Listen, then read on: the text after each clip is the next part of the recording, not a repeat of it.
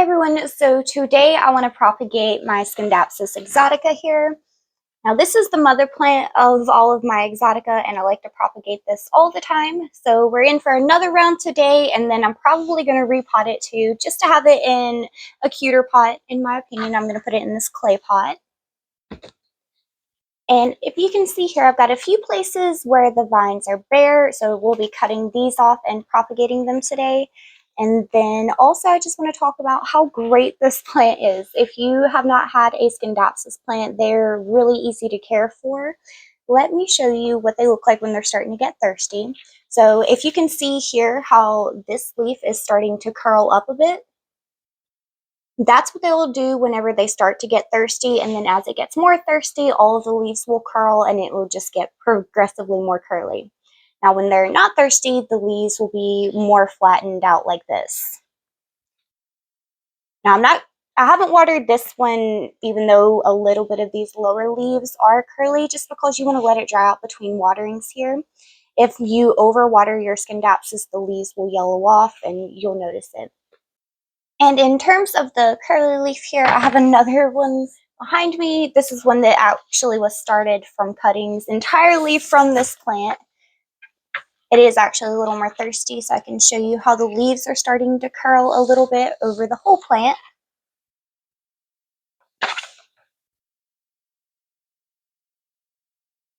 Whereas some of them are still more flattened out. So you want to let the leaves probably get a little bit more curly than this. I usually wait until probably about half of the plant at least is starting to look something like this, or more of the leaves are.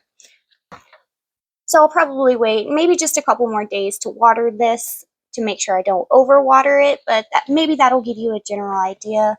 And this is in a plastic pot, so it is retaining that moisture better. If it's in a clay pot, again, it's going to wick that moisture out much quicker. So that's just something to think about.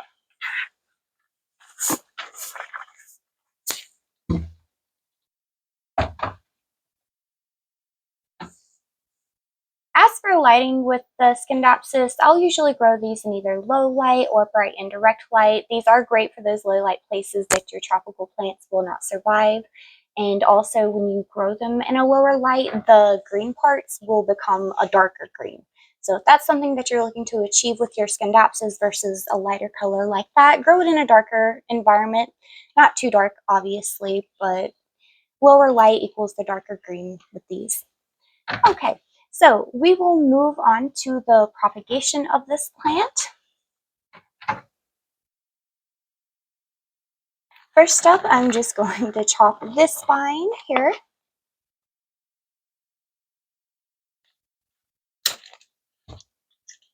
Okay. Scindapsus, a lot of the time they do have sort of a winding tendency.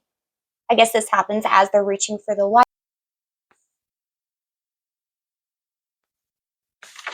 Okay, let's see if we have any other long vines like that that need to be cut.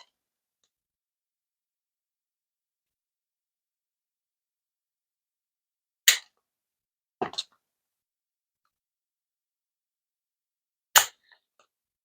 another.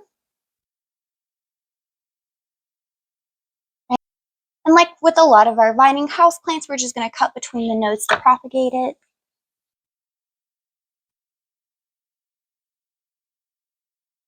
Now, something with the Scindapsus that I have noticed is, one, they can take a while to root. If you're used to like your pothos rooting in like a week, that may not happen with these, especially if it's newer growth. I find that if it's not propagating, or if it's not rooting in water, if you move it to a moss propagation and give it humidity, then it will put out those roots and new growth a little bit faster.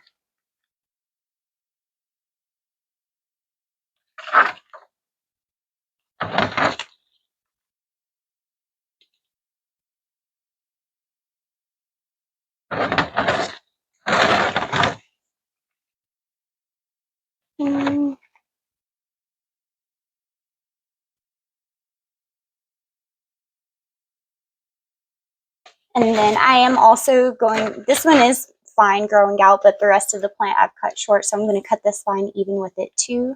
So I have a couple of bare nodes right through here. So I'm just going to cut these off, but I'm going to leave one node above that old growth so that I can have a new growth point to shoot out, or a couple.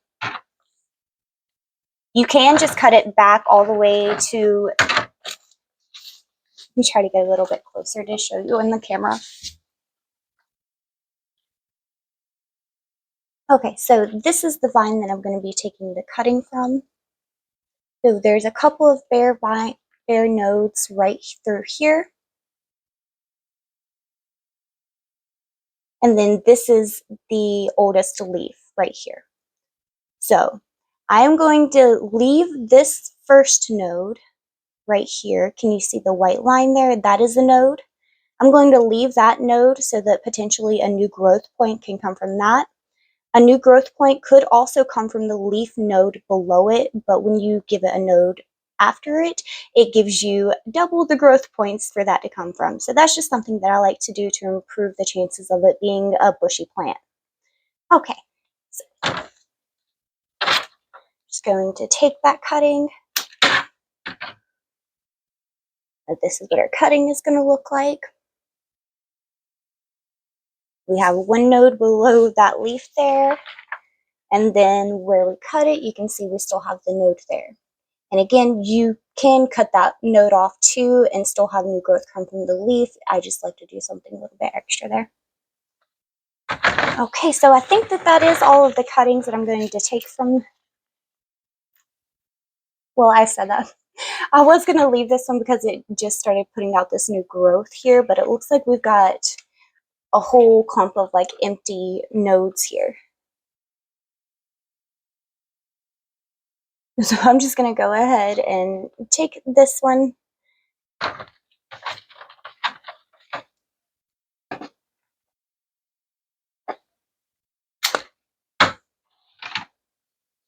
So that's our cutting. We've got a couple of nodes here. And then what we have left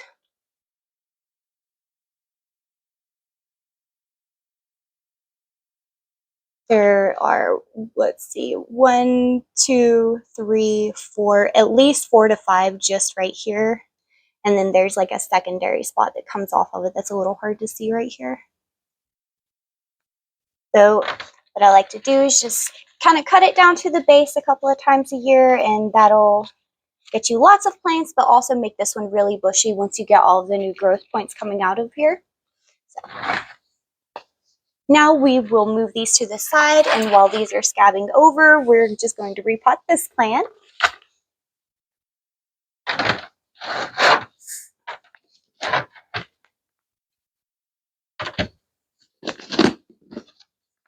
And there's nothing wrong with the dirt in this one, so I'm just going to kind of take the whole root ball. So I'm just going to kind of take the whole root ball and place it in there, but I'm going to put some new dirt in with it. This pot is just slightly bigger.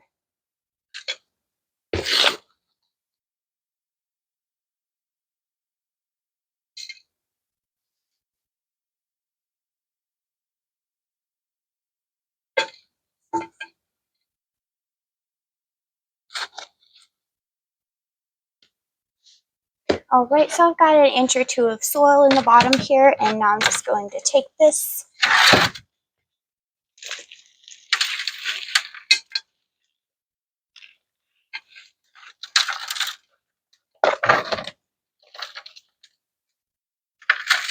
and the roots are looking really good on this one. Not quite root bound, but very close.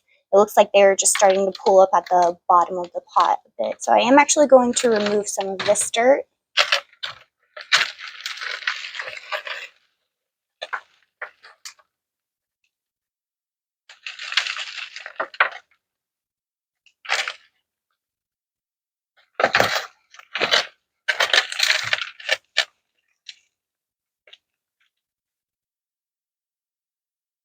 All right, and then now I'm going to just kind of make a hole back in here because I filled in my pot pretty good, dumping in the extra dirt. Take some of that back out.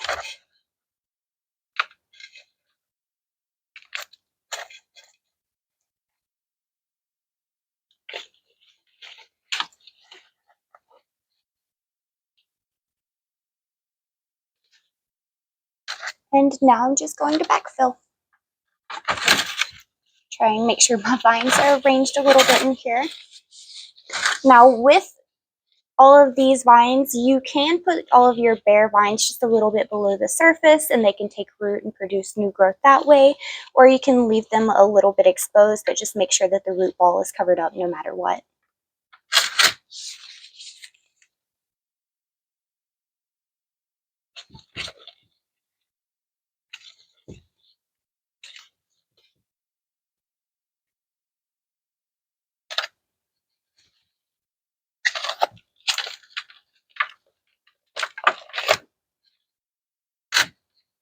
Especially when you have a plant that has a lot of roots that are going into the pot, you want to make sure that you have the dirt in between the roots so that you don't have air pockets, because that will cause root rot. And then whenever you go to water your plant after you've repotted, make sure that you water it through really well, because that's going to help push the dirt into those places as well. So if you go through and water and notice that the dirt has sank down quite a bit, you may want to consider putting a little bit more dirt on top of that later.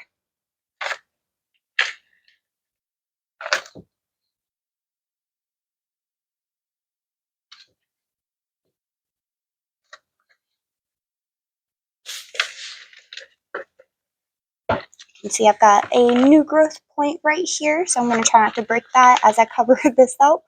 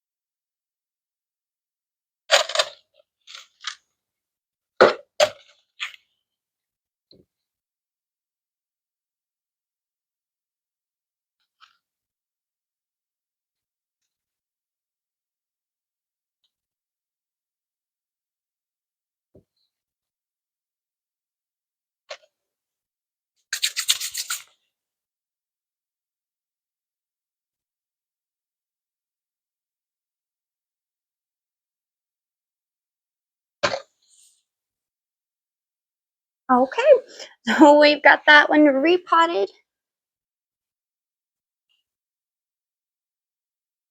Looking a little small again, but we cut off like more than half of the plant here. So I'm just going to water this in, and then I will grab a container to put these cuttings in.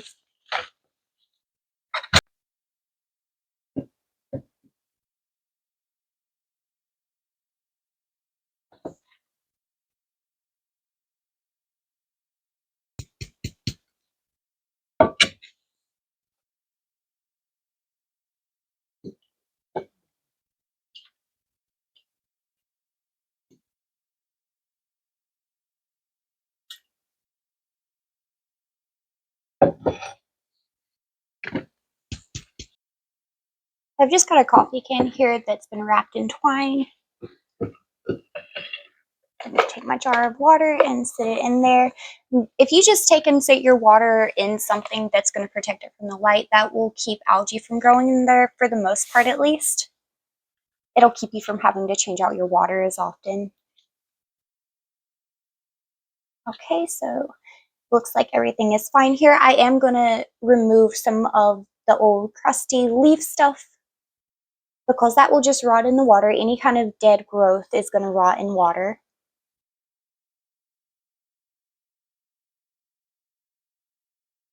Okay, and you see that there are several nodes here. If you want to, you can go between every single one of these nodes and cut it up and put it in moss as a wet stick, and it's going to produce that new growth. However, I don't have a need to do that right now, so I'm just going to stick it in water and let it root really nicely along this bare spot.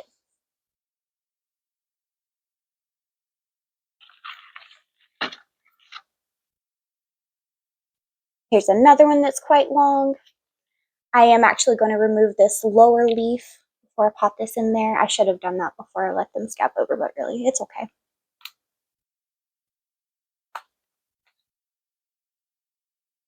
Okay, so you see we've got a little bit more space for it to root there.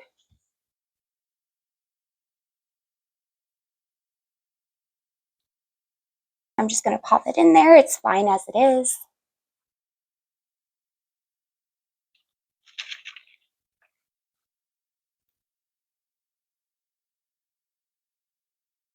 There's another one that is quite long and windy.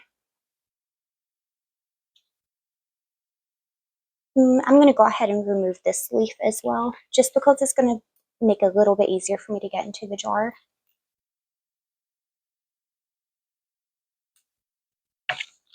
Okay.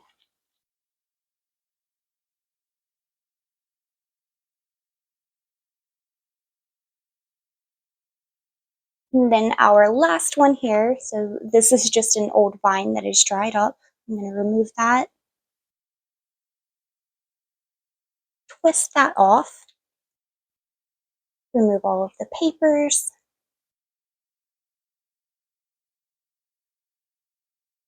Okay, and now I'm going to place it into the jar just like that. All right, and this is what it looks like once we have all of our cuttings placed in there.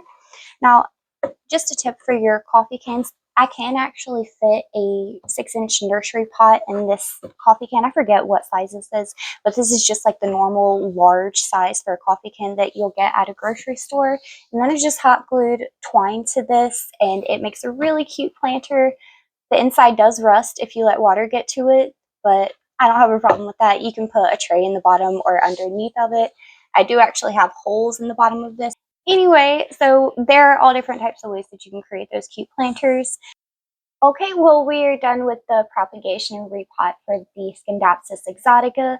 Again, I definitely 10 out of 10 recommend this plant. It is so great and easygoing, easy to care for, and obviously gorgeous with the silver and green leaves. But anyway, I digress. Thank you so much for watching, and I hope that this video was helpful to you and also convinced you to get a Scindapsus exotica. Bye!